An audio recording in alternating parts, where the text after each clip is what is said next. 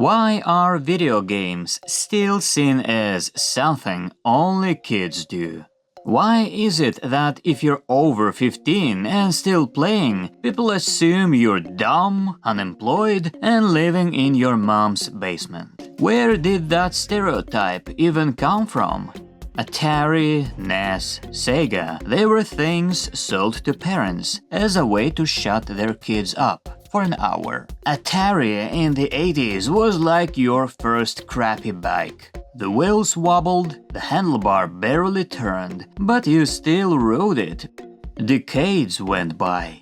Games became complex, deep, and dramatic. But the way people view them, well, that didn't change.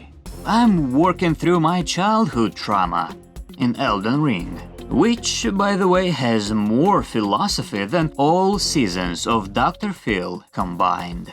The problem isn't games, the problem is people projecting their own crap onto you. Let's say you're 30, paying a mortgage, putting up with your boss, constantly sleep deprived. But the second you turn on your computer, you're a kid again. Your wife yells, "Seriously, more shooting games." Even though she used to play The Sims as a kid and would drown people in the pool by deleting the ladder. But now she is the voice of moral authority. Or if your co-workers find out you're a gamer, and they will give you that look, like, "Oh, got it, basement dweller." And instantly, you are this old guy with greasy fingers, a Mountain Dew in hand, and a mom bringing you lunch in the basement.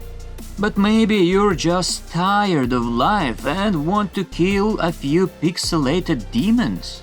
Doom, Quake, Postal. These games were all about blood, gore, and chaos. It was simple. You enter, you shoot and kill. Seriously though, this stereotype isn't just dumb. It's harmful. Whenever something terrible happens, the media's first question is, "Did he play GTA?" Not, "Was he beaten at home, bullied at school, and unable to afford therapy that costs as much as a kidney?" You see, games get demonized because it's easy. It's much easier to blame a controller than admit that school, family, and society failed someone. But sure, video games are what turn kids into racists. Not Twitter, of course.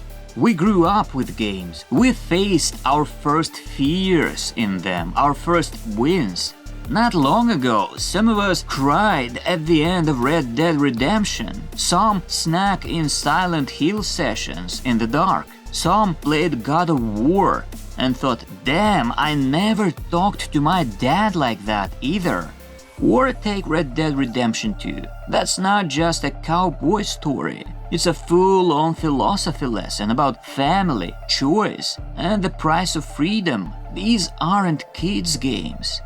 Games evolved into art, but adults just turned into statues of ignorance. It's easier for them to act smug than say, "Turns out God of War isn't about buttons, it's about emotions."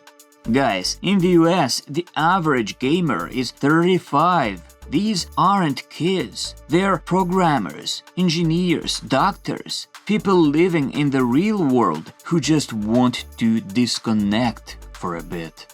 And these games aren't an escape from adult life. Sometimes they're the only thing keeping you from completely losing it. Sure, Fortnite is full of kids, but plenty of adults play too.